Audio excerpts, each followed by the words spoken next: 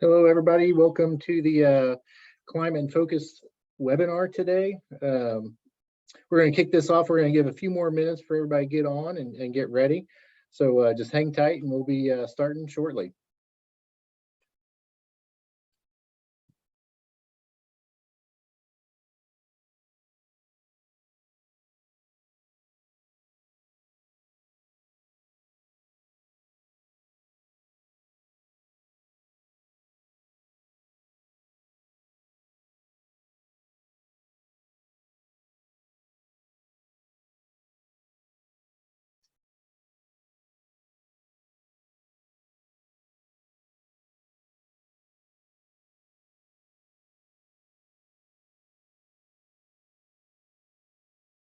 Welcome to everybody joining the webinar. We're going to get this going shortly. Just give everybody a little more time to hop on. We'll probably start at about 2 minutes after 12. So about another minute or so, we'll get this thing kicked off.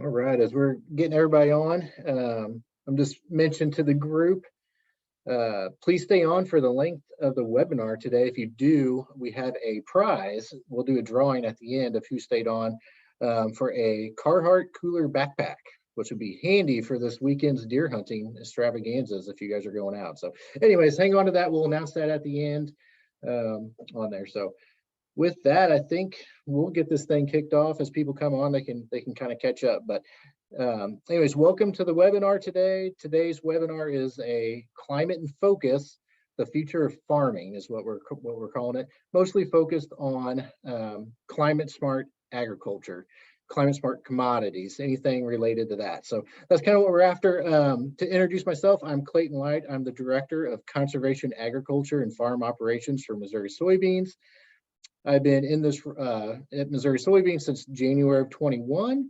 Before that, I worked about 13 years as a wildlife biologist for the Missouri Department of Conservation. So I have a big background in environmental conservation work and excited to be here working for the farmers. So today, we're going to really dive into climate smart commodities. What is a climate smart commodity? Well, it's kind of a buzzword that goes on. In agriculture, we have buzzwords all the time that you hear of: sustainability, regenerative. These are all things that we hear all the time. And climate smart is kind of the latest in that. But the way I would describe it is it's any conservation practice you can do to lower your greenhouse gas emissions. And especially with climate smart commodities, we're looking at greenhouse gas reductions from the start all the way through the value chain, all the way to the end consumer with that. So we're really going to dive into that today. There's a big push on a national level, on a worldwide level, to be more climate smart with that. So there is a lot of funding opportunities. There's a lot of big money out there on a national level, and we're going to kind of dive into that. So just recently, on September 14th, the USDA announced they awarded $2.8 billion for a climate smart commodities grant.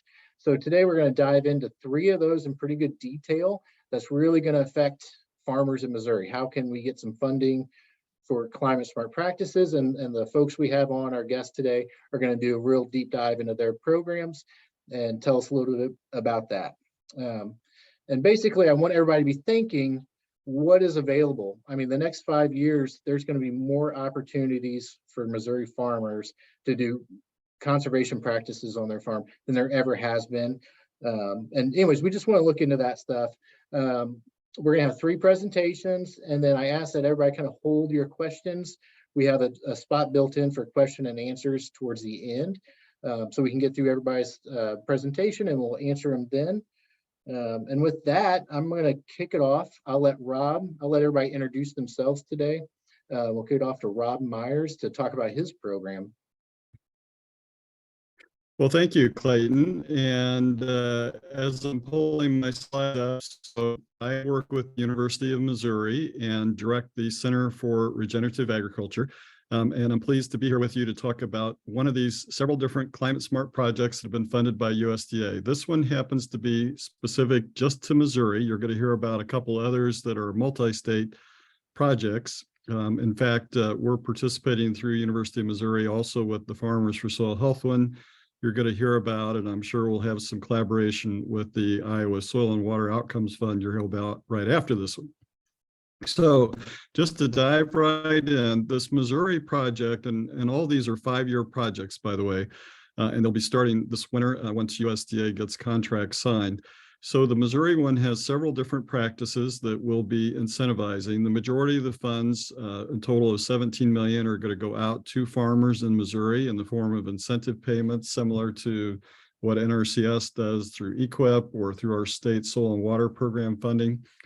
These are the practices that we've chosen in this project to support, and I'm going to talk about each of these in turn briefly. So some of them are cover crop related, some of them are grazing related. We also have one on nutrient management. The approximate amount allocated per practice in the end, will vary a little bit because it'll depend on what kind of demand we have for these practices. So we've just estimated to USDA how much we expect to allocate. But the payments per acre or what we're planning to provide, there are some details we still need to work out, but I will tell you that we plan for sign up for these to be very straightforward. In this case, instead of being paid through USDA, the payment will come through the University of Missouri. We do have a lot of partners we're working with on this project, and I'm very glad we're working with the Missouri Soybean Association, Corn Growers, Farm Bureau, a number of other farm organizations in Missouri, as well as some of our state agencies. So the idea with these, as Clayton said, is to kind of help take carbon out of the air and put it in the soil, or reduce other greenhouse gas impacts. That's a key part of it, but also to expand markets for those of you that are working on putting these practices in place on at least some of your fields.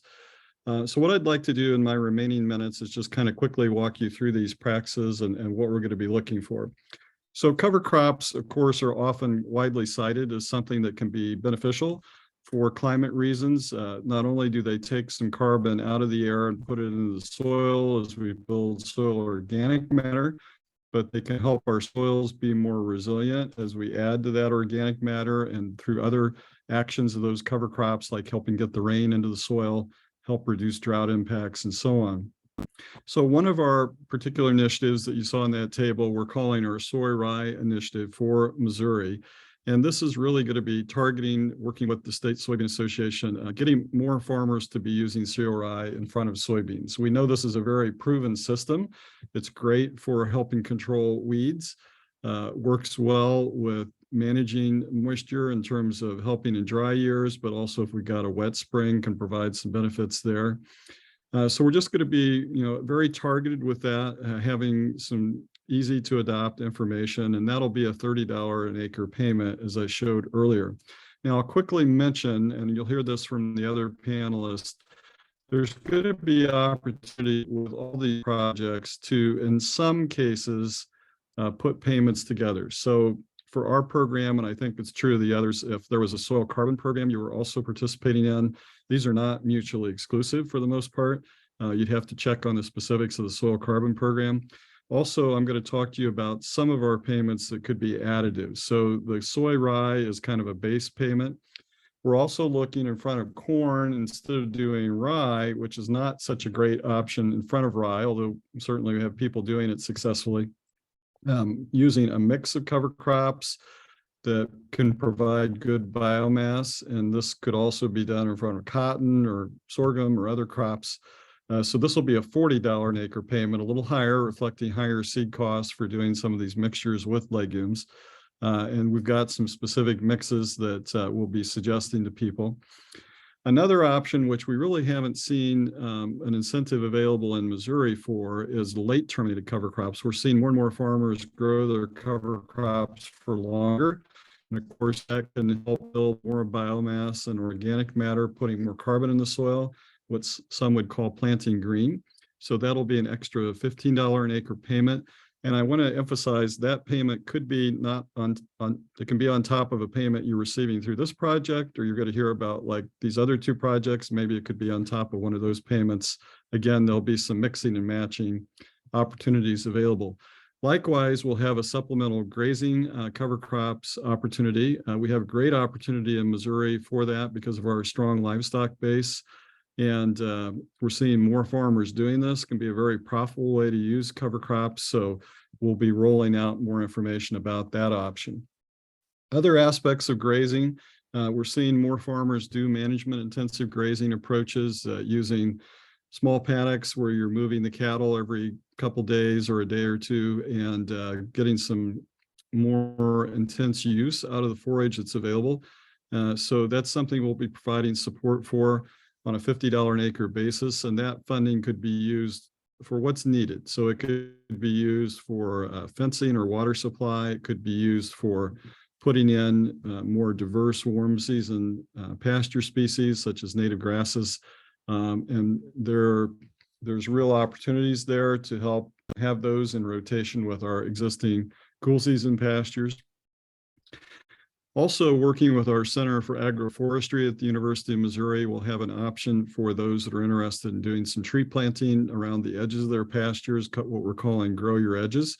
We realize that not a lot of people want to plant trees all over the pasture, both because of the expense and just the maintenance challenges. But there's no question, we all recognize it can be good for cattle to have some shade available on hot days. There's actually some benefits to the forage. And of course, the trees can help put some carbon into the soil. So there'll be an opportunity there to get a $200 an acre payment on the acres where the trees are being planted, because obviously that can be a relatively expensive practice. Nutrient management, we've got a lot of people in Missouri that are, trying to be efficient given the high prices of fertilizers. And so working with Missouri Ag Industries and other groups, MFA and so on, we will be looking at doing precision grid sampling and then coming in and doing some precision applications of both fertilizers and manures using the 4R approach. And so there'll be an incentive available for that as well to help cover some of those costs, particularly for the grid sampling.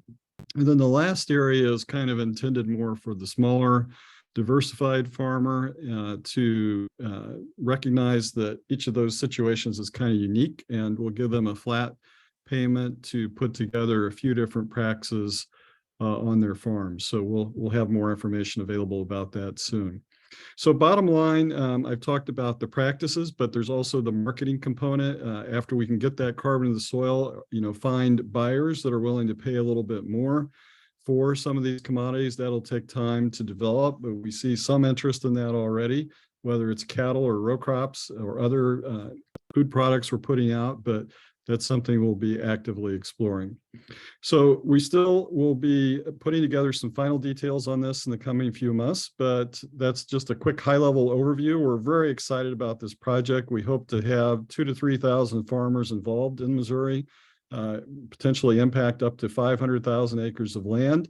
And we'll have more information through our website. You can go on there now and sign up to be put on an email list so that you get future updates on the funding opportunities that'll be available. Signups will probably start next spring after we get the system set up, and we'd welcome participation from any of you that are interested. So I will stop there and turn it over to Adam Kiel to talk about his project.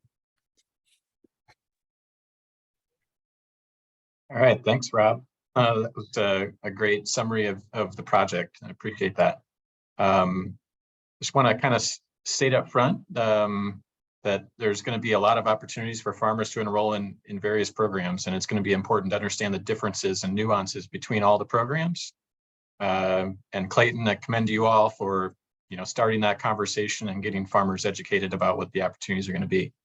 I'm Adam Kiel, manage the Soil and Water Outcomes Fund, and we are another recipient of a Climate Smart Award. Our award was via the Iowa Soybean Association.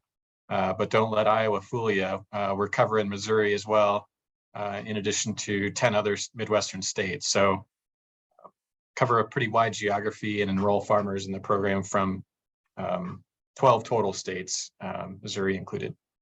So the way we're going to operate the program is similar to how we operate the Soil and Water Outcomes Fund today.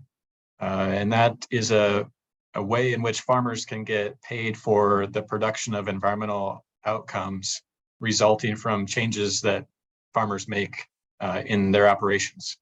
And I'll go into a little detail and give you some examples. So a little different than what Rob described, we don't have a per practice payment mechanism.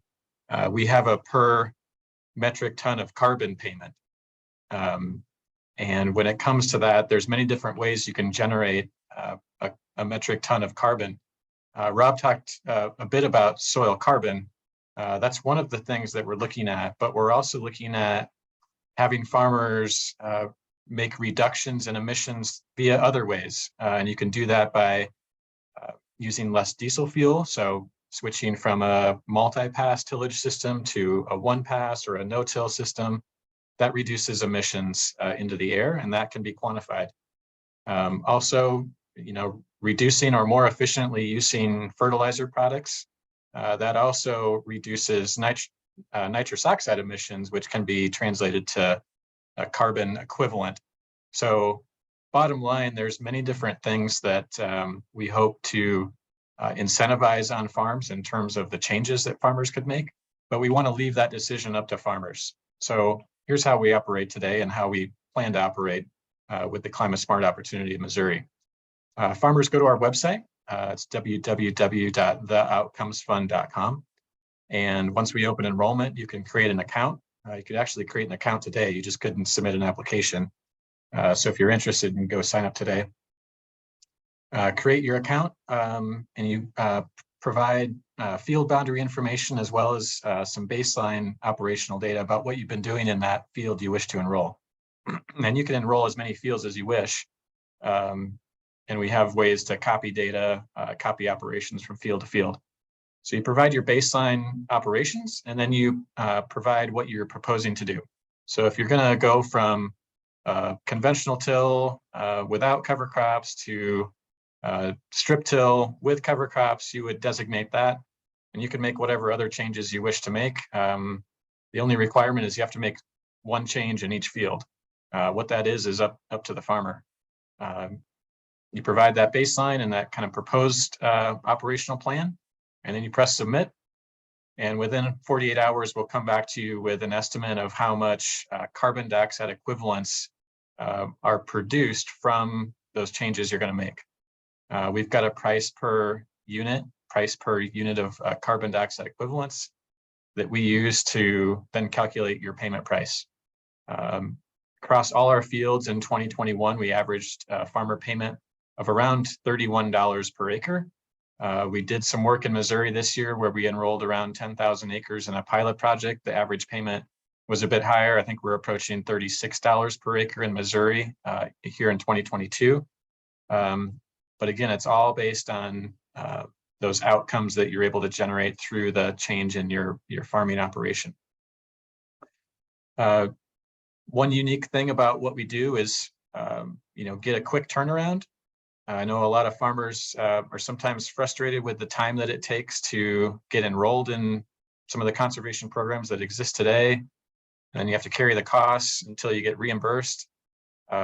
So we can have you under contract and get a half of your yearly contract payment in your account within 2 weeks. It's typically our turnaround. We could probably do it even faster, but it takes, not everybody's there checking their email every minute to look for the contract and all of that. So we can get you a payment estimate back in about 48 hours from when you submit your application. And if you choose to move forward with the contract, get that executed, then we can get you half of your yearly payment in your account within another week. So a couple of weeks, we can get some working capital in your hand. We know that that's important with practices that do have some upfront costs, like purchasing cover crop seeds or even different equipment that you might need to switch to no-till or reduce practices. So that's one thing that we try to do, is get some money in farmers' hands up front. We then go through a verification process that includes soil sampling, field visits. We utilize some remote sensing technologies, all to ensure that you as a farmer are complying with that contract. Once we've gone through that process, that's typically completed in the spring of the year, we'll give you that second half of the payment. So you typically see farmers getting that first payment ahead of anything that they do. And we do our verification, farmers implement things, and you get that second payment. Then you'd have the opportunity to re-enroll if you want to keep going with the program year over year. So that's kind of how we typically operate. Kind of talked about the average farmer payments. Through our Climate Smart project, we're able to secure some pretty significant commitment from companies who are in the food, beverage, agriculture space. So we're able to increase the farmer payments and cover more acres. So we're looking to enroll in total around 4 million acres over the 5 years. And we are targeting that average payment, as I mentioned, of around $31. But again, that payment's variable based on what farmers choose to do. We do have some room for early adopters in our program. So I know that's one thing that a lot of people have heartburn about is, you know, if you've been doing a practice for some time, there's not an easy path in. So we do have, I think, around 150,000 acres that we're allocating to early adopters. Some of that might be taken up by folks who are already in the Soil and Water Outcomes Fund program, but we should have room for others who want to enroll and get rewarded for some of that good work that they've been doing. Other notes about our program: there's no cost to the farmer for any sampling or verification work that occurs. That's all borne by and covered by the Soil and Water Outcomes Fund. So there's no cost to the farmer to participate. There's also no requirement to be a customer or a member of anything. We're one of the few independent groups out there that's not associated with an ag retail company or other requirement in terms of being a participant or a member of something.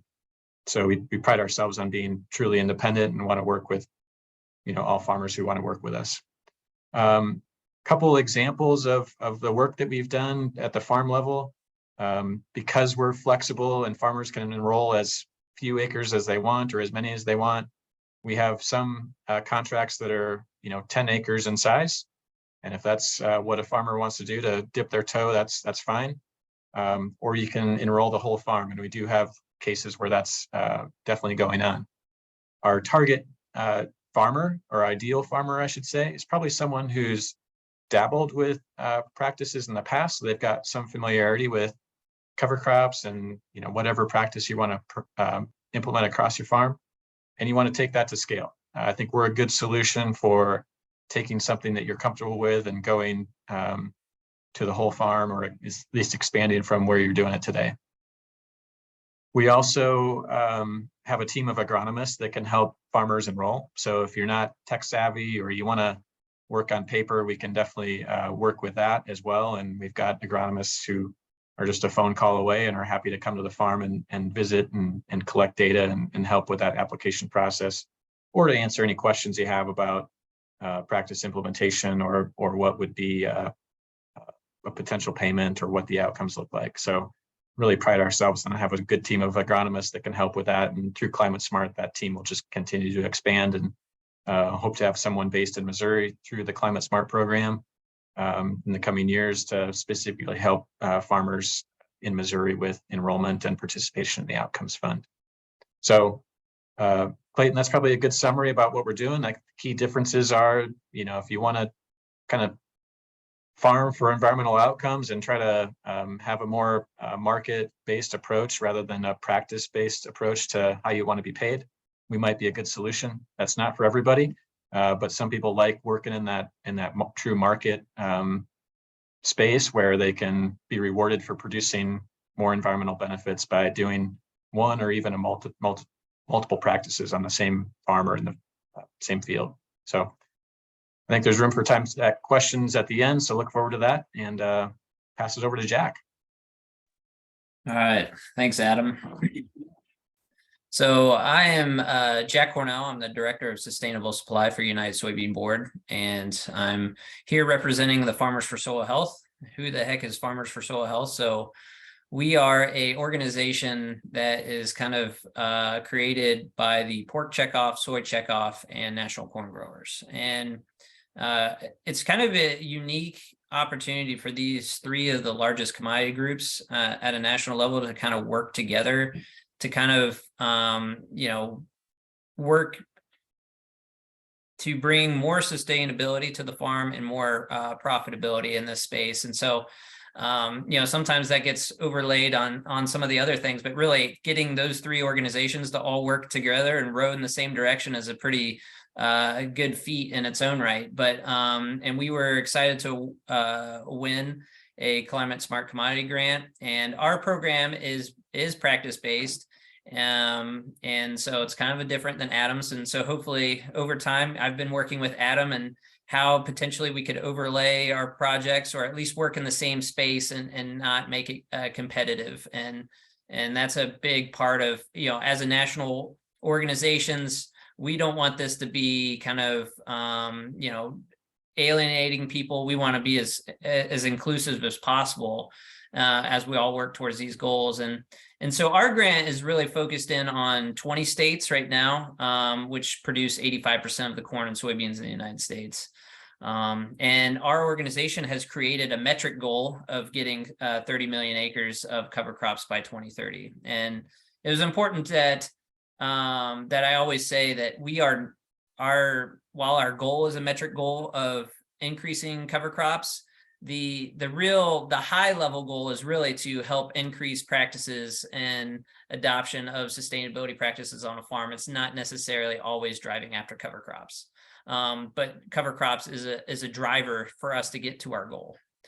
And so what are some of the key elements of this project is that the biggest piece of the pie is really a cost share program for cover crops going to farmers starting at $25 and a declining cost share over 3 years. We also have a little bit of cost share for growers that have been doing it for a while. So that's the first piece. The second piece that I get excited about is really the amount of money that we have for technical assistance that is geared towards state commodity groups, because we identified that the states are kind of more in tune with what the local farmers are doing and the local projects that work within those states. And we really wanted to filter some of this money back down to the states where some of those conservation efforts are happening and get the dollars back to the farm level. And then kind of the third piece is really developing a market development platform where farmers can voluntarily sign up for a program and kind of have an account for how certain commodities were raised under certain practices. And then we're bringing in buyers on the back end that would want to buy climate smart commodities. And so that's that kind of that practice base. So our program is not, we're not doing any soil sampling. We're not doing any carbon.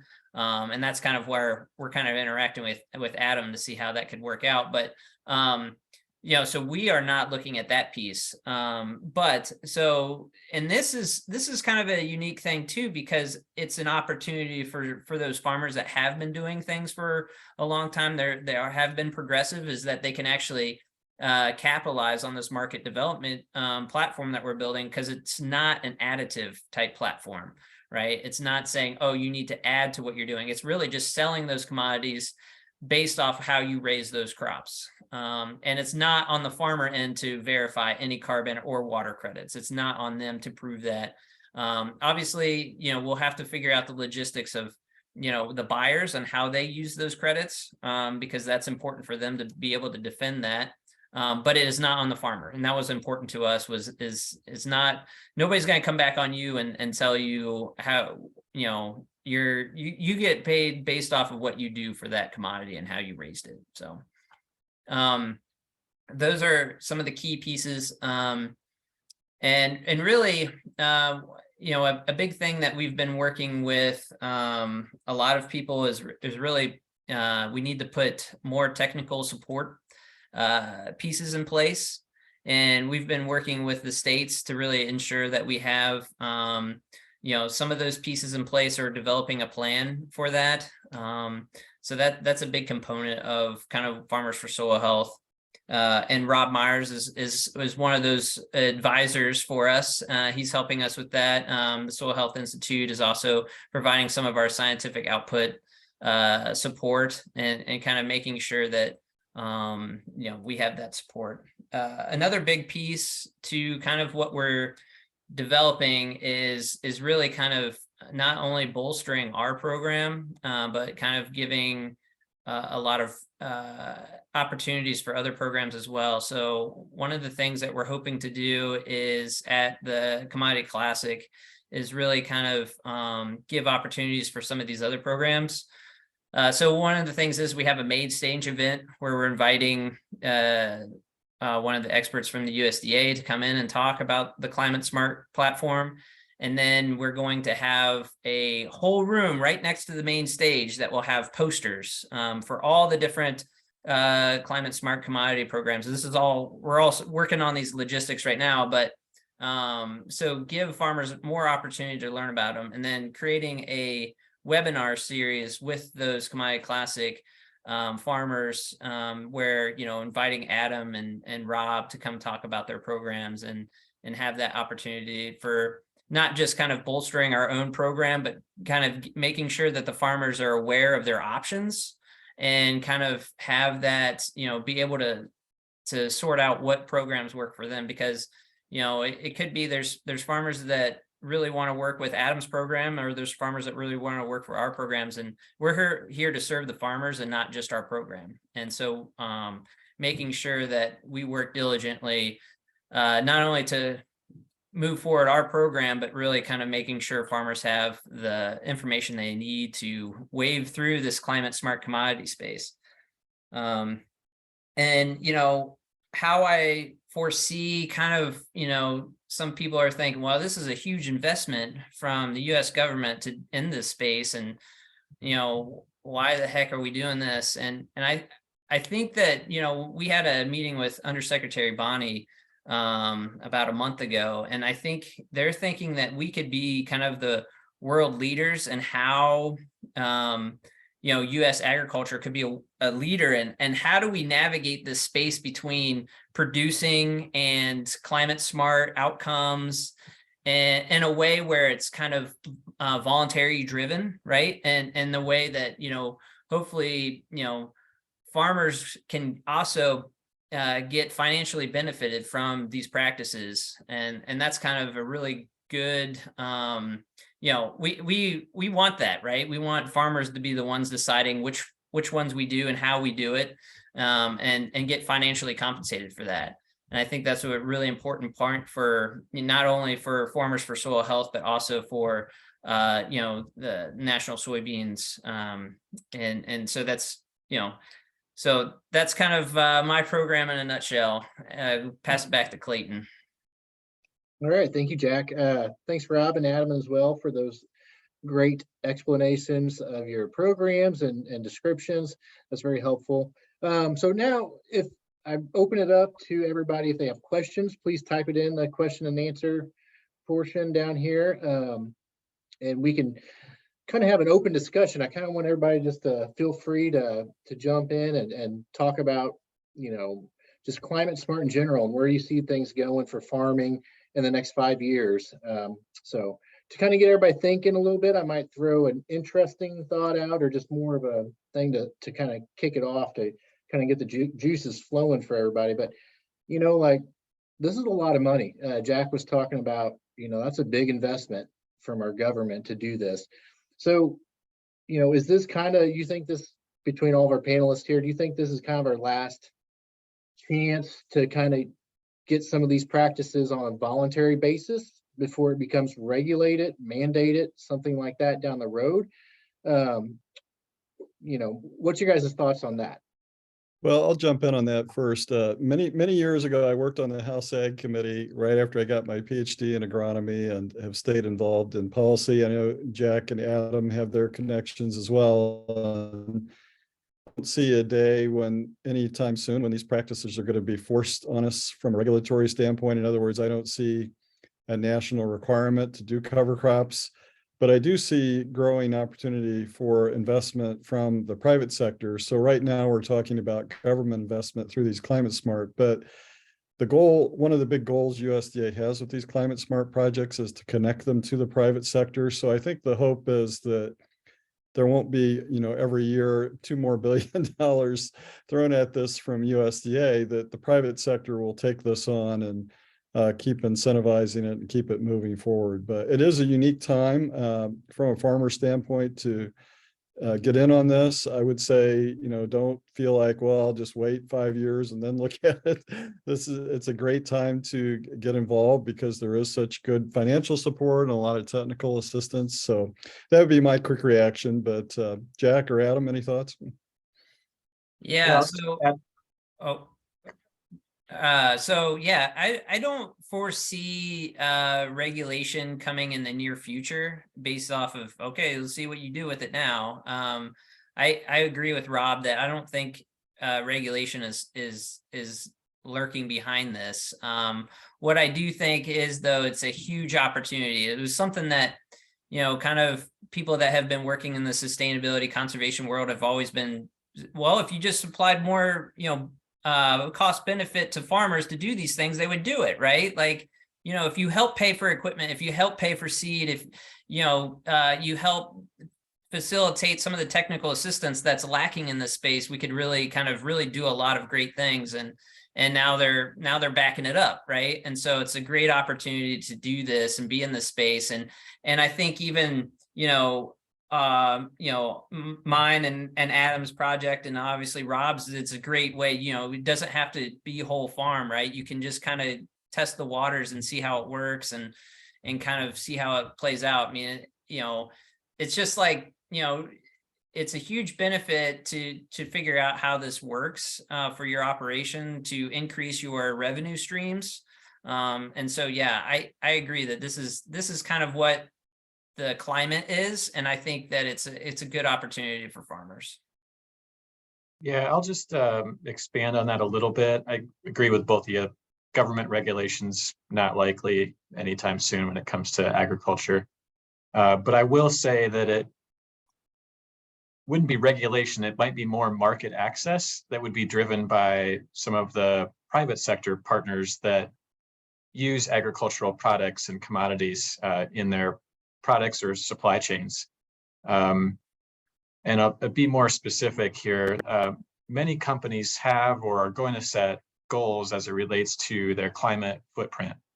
And agriculture is a part of those footprints of many of the food and beverage, anything in the agriculture, even retail space, like Walmart, Target, have connections back to the farm in their carbon footprint. There could come a day when those companies are struggling to reach their goals, potentially. A lot of these first goals are going to be due around 2030. If they're not reaching their goals, they may seek to put more pressure on farmers to grow crops, commodities, livestock a certain way. So I think that is probably a bit more likely in the short term to see more pressure from the private sector than government. But some of those pressures may not come for another 5 or, as we get closer to 2030. But it might become a market access or a market differentiation at some point in the future about how crops are grown and where you can and what price you're going to get for that crop you're trying to sell. Yeah, that's all great, everybody. Appreciate that. So it looks like we're getting a question coming in here. We got a question from Kurt Beckman on the call. I agree with the concerns of the regulations are very, very low to have that happen. But that being said, but we need to show progress in the 5 years. Is there a component in all of your guys' proposals how you measure the progress? Yeah, I'll start here on this one. That was a requirement of USDA is how you're going to measure progress. For our program specifically, it's measuring the environmental benefit and specifically the carbon reductions and removals associated with farmers' actions across all the acres that we enroll. So that's kind of our measure of success. It will be interesting to watch. I think there's going to be USDA is viewing this Climate Smart program as kind of a test case, and they're throwing, spaghetti on the wall, and there's going to be some that sticks and some that doesn't. I hope that all three of the projects you hear about today are successful, and we grow and continue to work with farmers beyond the 5 years. But there's going to be projects that aren't successful, and we're going to learn a lot. And USDA is requiring pretty robust measurement from all the projects. But Jack, Rob, feel free to add anything there. Yeah, so I think, yeah, so the Farmers for Soil Health, that's one of that metric goal that I stated at the very beginning. So the 2017 ag census, there was 15 million acres of cover crops, and by the 2030 ag census, our goal is to double that, right? So the 30 million acres of cover crops, which I'm feeling pretty good that we can get there with this program and some of the other programs that are going on. So that was kind of our metric goal, that we're going to show that, farmers backed it up, right? We paid farmers and they backed it up. So I'm pretty confident in that. And, farmers are pretty responsive to kind of, if you provide that assistance and service, and I think that we'll get there. And the other thing too is to go on what Adam was talking about, is that, we do have like a future outlook for our program after kind of this initial big funding, is that this money will stimulate this market and stimulate this program in a way that then we get private investments or find, additional grant funding that could keep this program going, and not just think about this as just like a 5-year program, so that we do have that outward looking future as well.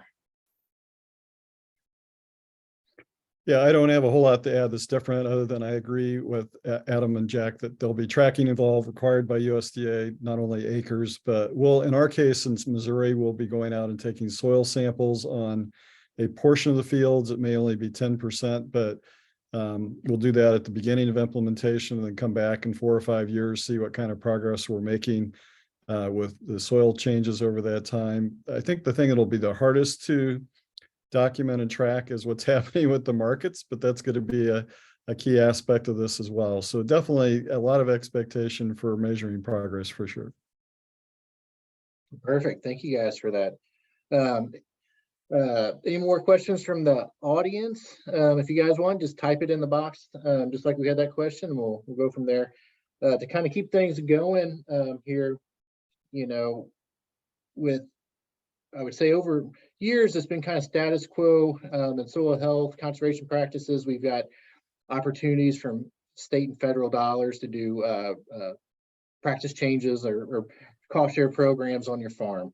To do some of this stuff. And then just, we really had a boom in carbon markets, ecosystem credits. That's been a buzz for a while now, as Adam clearly knows, running the Outcomes Fund. But anyways, with all that being said and done, there's just so much out there for farmers. It can be overwhelming, the amount people are knocking on farmers' doors, sending them emails. What should they get involved in? What should they not get involved in? Do you guys see with this grant, I know Jack kind of mentioned this a little bit in his, but is there going to be some good development of places where farmers can go to find all this information at one spot, or a place that they can go to where it's not so overwhelming? Yeah, I think there will be. I know those of us here are all committed to helping farmers navigate this, because it is going to be a little messy, let's face it. I think you'll see a variety of tools to help guide farmers through this. Some of it may be state-based, to say, here's the opportunities in your state. We've got projects that are specific to a state, others that are multi-state.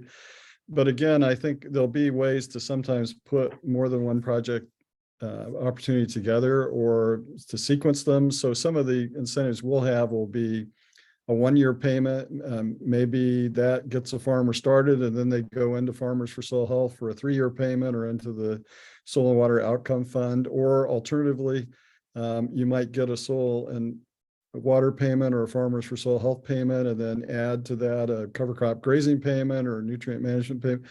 The thing we have to watch is you can't get paid for the same acre as you're already getting an NRCS payment. And then there will be some of these payments between these projects that we'll have to say, that would be duplicative. You can't get paid from both programs. So there'll be guidance. And I think reach out to your commodity group will be a good starting point to help find that information. But other comments on this? Yeah, I mean, that's a big component of our program. Like I said before, is really, so a lot of times the grants, when you apply for grant, they don't want you to pay for people, right? Employees. And this is actually, we're allowed to do that. And so, so if Missouri Soybean decided that they wanted to use some of the Farmers for Soil Health money to hire somebody to walk around and learn the space and talk to farmers, that's totally within the bounds. And so, hopefully we are working within each state, not just Missouri, but all these other states, to hopefully provide that infrastructure support and technical assistance piece to deliver that. And I know we talked to, Rob Meyer's group as well, is something that could be a resource for maybe going into a state that doesn't have a lot of infrastructure to kind of help support not only the technical assistance piece around cover crops, but just kind of, understand the space a little bit better as well. So. Perfect. Adam, you have anything to add to that? No, I would say that it's not very organized now, but it's on all of us to come together and figure out how we can make it understandable to farmers in the next, 4 to 5, 6 months when we can get underway with enrollment in the spring. Mm-hmm. Yeah, and there's just so much that hasn't been decided yet. Like you guys are still working through a lot of this at this time and everything. So there'll be a lot more to come for sure in the next couple months on this. We do have a couple of questions here from Roger. He would like if you all could convey again how people can sign up for each program when they begin. Who do they directly work with? And then he wanted to additionally say that he thought the early adopters is a great idea. Anything we can do to reward someone who's already doing the good work is a win as well. So yeah, if you guys want to talk a little bit more, just let them know again how they can sign up or when they could expect to. Yeah, I'll kick it off. So I think we're all in the same boat trying to finalize negotiations with the USDA, and we can't sign any farmers up until that process is completed. We're targeting spring, May, June, maybe April, as early as April 2023 as kind of the enrollment period that would open up. And for us, farmers can enroll by going to our website,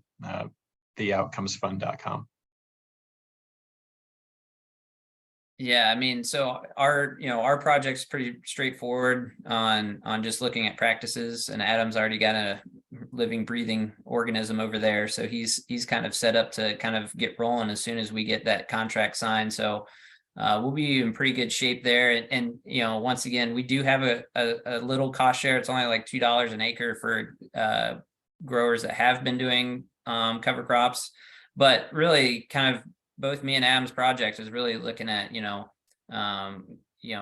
looking at farmers that kind of know what they're kind of doing a little bit. There is that market development piece that's coming that could really help pay for that. And so, as some guys who are new to the practices, they'll have that early cost share, but maybe they don't have a ton of acres in the market development piece yet because they're still trying to figure out how to make cover crops work, where early adopters will have an early opportunity to cash in on potentially, some of those earlier payments within, as we develop these platforms. So I think if I was an early adopter, I would be looking at those market development options and, knowing that you already know how to do those things that you could, maximize and get paid that way. So.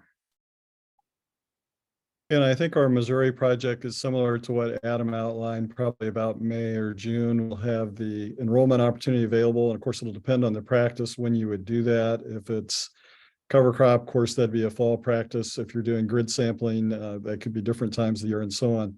I think the one thing I'll add is for something like cover crops, if somebody's already doing some cover crops, NRCS has a term they use even for programs like EQIP that they call enhancements. So if, let's say, a farmer's been doing a winter killed cover crop like oats or radishes and getting a payment such as from NRCS for that, you probably, and I'm going to say probably and not definitely because we need to get this in writing from USDA, but you will be eligible for a lot of these programs because if you're doing like cereal rye, because the idea is you're doing something that's enhanced over just doing that winter kill cover crop, or maybe you were doing rye and you go to mixtures. So these are some things I think all of us are going to be wanting to clarify with USDA what their expectations are, but that's the early feedback I've had from the agency. So we'll be exploring that in more depth.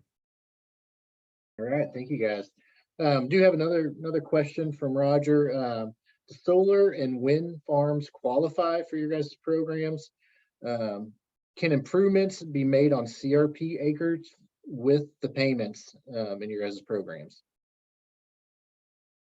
Yeah, in Missouri, we don't have anything specific to CRP right now. As far as a solar or wind farm, I mean, if the practice fit with having those enterprises on the farm, like grazing underneath solar panels or where wind turbines are, there's no reason that couldn't happen, but that'd be the short answer.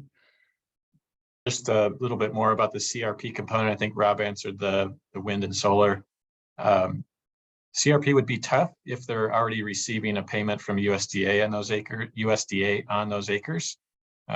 There's it's pretty clear that we don't want double payment on the acres. Improvements might be an option, but I would say highly unlikely that would be able to fit in the program. Yeah, same what you guys said. The only thing I can think of is maybe, obviously our program is not geared towards solar or wind farms, but there could be an opportunity, maybe not the first year, but maybe down the road where if we had purchasers of climate smart commodities, you might get additional premium if you can prove that your farm is run on a solar or wind farm. So there could be an additional payments on the back end as we kind of develop and flesh out this program. So that could be a really good opportunity as well. Yeah, and I might just add too on the CRP stuff. Missouri Soybean, we do have a pilot going, what we call our biodiversity pilot, where it's a ecosystem credit, just like Adam's been talking about, just like we've been talking about, that we have been kind of working on. And we're on year 2 of that pilot. So anyways, there maybe not so much in this climate smart commodities grant, but there is stuff in the works and trying to work on. The issue, just like everybody would talk about, is actually finding a private buyer for something like that. Are they just going to buy carbon credits, or are they going to buy water quality or biodiversity? There's a lot of options out there for them. So right now it's just something fairly new. But it is stuff that's being looked at currently. So appreciate that question. With that, do we have any other questions from the audience? I think we're starting to wind down. We still got some time for a couple more questions if people are interested. I might just, say too, you guys may have mentioned this already, but maybe we'll hit home again. Is all of Missouri available for your guys' programs, or is it certain counties, or how is that looking? In the Missouri specific project, it's all Missouri, not limited to any counties. Yeah, we're still working on the details, but we hope to have all of Missouri eligible. Yeah. All right, thank you guys. There's a lot of other projects that we're not even talking about today that was funded with this as well. And it is kind of neat that Missouri, being in the Midwest, is pretty much in all of these, not all of them, but almost close to all the proposals that got awarded. So we're just talking about 3 of them, the 3 main ones in Missouri, but there's a lot of other opportunities. I know ADM has one, Cargill, Raceline, So anyways, there's a lot of money out there. So, we're talking some pretty good dollar figures with 3 of you. But there is more available even after that for Missouri farmers. So, I think it'd be neat too, is if, some of these farmers can get maybe some equipment paid for with some of the stuff, or something that, if they're struggling to do some of these practices, maybe they can, in the next 5 years, capitalize on some of this money to set themselves up to do it in the future as well. So I don't know if you guys have anything to add to something like that. Clayton, I'll just kind of add to that. Your local NRCS office is going to have more availability for enrollment as well through additional funding that they're getting. So throw that into the mix as either a bonus or a confusion. I don't know how to describe it currently, but there'll be more enrollment opportunities through programs that farmers might already be aware of or participating, like the Environmental Quality Incentive Program. Yeah, we didn't mention that on this call, but there's a lot of money that got awarded to that as well, or is going to be there in the next 5 years for that as well. So yeah, good point, Adam. And I think one of the things that, I try to really, when I talk to people, being as a national organization, is really how can we create programming that funds the continual improvement on farms, right? So I always say we're not farming the same way we were 10 years ago, right? And so even thinking about things like, and obviously we have to get borrowers and people to supply that, but even thinking about things like improving your yield monitor or improving some of the equipment on your farm, talking about capital on the farm, is going to increase the amount of conservation and sustainability that's happening and profitability on the farm. And so, maybe that's not necessarily tied to the Farmers for Soil Health, but as United Soybean Board project thinking, that's always something on top of mind, is how can we kind of continue to improve on farms and get these financial dollars in place that they can, you guys can enhance some of your operational infrastructure, is an important thing that I do think about. Yeah, good point there, Jack. With that, we're running low on time now. Anybody, if there's any more questions, you can feel free to type them in. If you guys have any last closing remarks, we can have those from you guys. I would just say, I know, like we touched on earlier, this seems like it's confusing because there's so many projects and we have so many soil carbon programs. Don't let that dissuade you. Just work with your state commodity office. Like we said, there'll be more information available. I think we'll have some very helpful materials to help you think through this. And again, you may sign up some of your fields for a certain project and others for something else. There's nothing wrong with doing that. And it's just an exciting time to have all this financial assistance available to try things in a low risk way. So take advantage of that, because this is a unique point in time to access these resources. Yep, well said, Rob. I just build on that and say, if you've been frustrated with programs in the past, there's going to be all kinds of new opportunities that have different requirements and benefits and opportunities. So don't let a bad experience in the past with a particular program or source of funding dissuade you from looking at what these new opportunities are, because there's a lot of things out there that are really farmer friendly and really want to aim to help farmers improve. Yeah, and I would, my point would be that, whatever program that you pick, make sure there's the support that you need to make sure that you're successful. So sometimes I tell farmers that are in an area that don't have cover crops that, that's what he's trying to figure out on his farm. You might have to reach outside your network. And I would say definitely encourage you to reach out to your state commodity groups, because they're there to facilitate some of that for you. And so that's kind of my advice to you, is make sure you have the support you need for whatever project you pick. Yes, agree. For sure. I really appreciate all your time today from the 3 of you. I know Rob had to hop off here. For the winner, for the prize for staying on, we have Joe Winchell is our winner. So if you could stay on, and we can get all your information to get you your prize. And again, appreciate everybody being on, and thank you all. That concludes our webinar today. See you guys. Yep.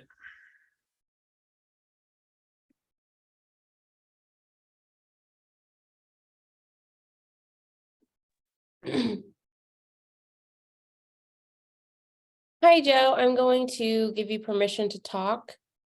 Hey, Samantha. Hey, if you will, you can either give us your contact information now to Okay. mail you the backpack, or you can send an email to me at sturner@mosoy.org. I will send you an email here real quick.